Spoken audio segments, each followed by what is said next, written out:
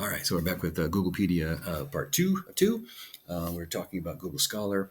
We're talking about using some of the options on the left. And so we'll see if we can't. So let's pull up scholar.google.com. And I think I've got, let's do climate change causes, just to kind of give us some sort of an idea. So we already can see, I say just because it says scholar doesn't, not saying that this book is not scholarly. Books kind of fall within that interesting range. They're not necessarily a Newsweek. They should have gone through a much more rigorous process, editing and proofreading. Maybe not necessarily. If it's a scholarly book, it certainly has. If it's a more popular book, it may not have gone through a fact checking or as rigorous of a process. So we just need to make sure that even if we were to click and think about using this, we would need to still perform the craft test, find out a little bit more about Hardy, find out a little bit more about this process, its purpose for the book, and then relevance, accuracy, things like that.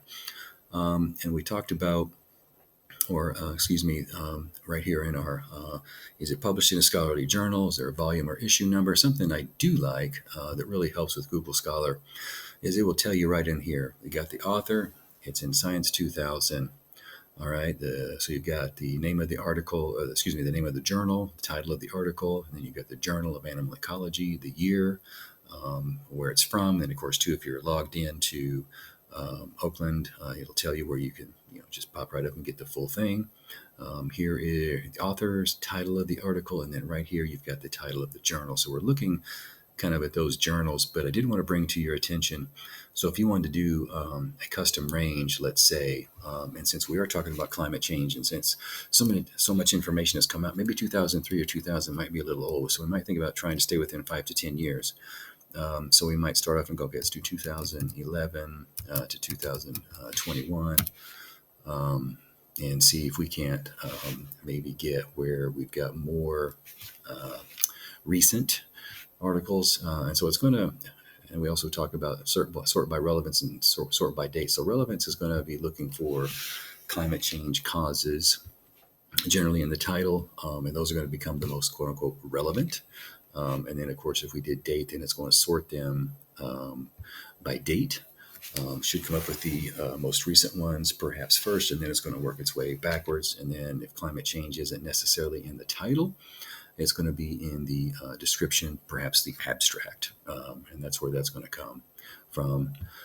So I recommend, actually, by relevance, all right, use your custom range, and even, feel free to use these since 2017, things like that. If we really want to get some stuff that is really, really, really, really recent, right? So we're talking about currency, right? How, when was it published? When was it, what's going on with that information? How relevant is it in the sense of, is this old information, this new information? With a topic like climate change, we want information to be more recent in that sense. And I think search tips and terms for doing this is hard for me to say it any better than these list of 8 I guess what are they calling these here? These research steps or behaviors, if you will.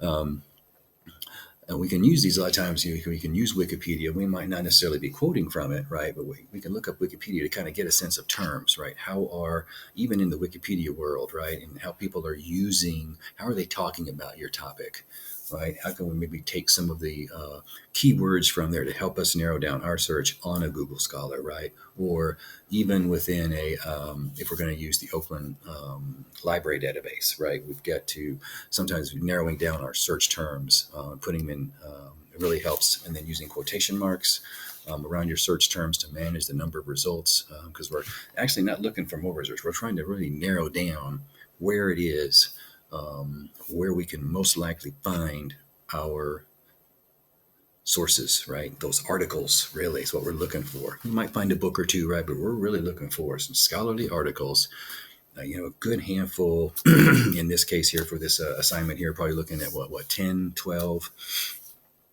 really solid scholarly sources for our project that we can use. So I really recommend using Googlepedia, the article Googlepedia, looking at these particular and going through these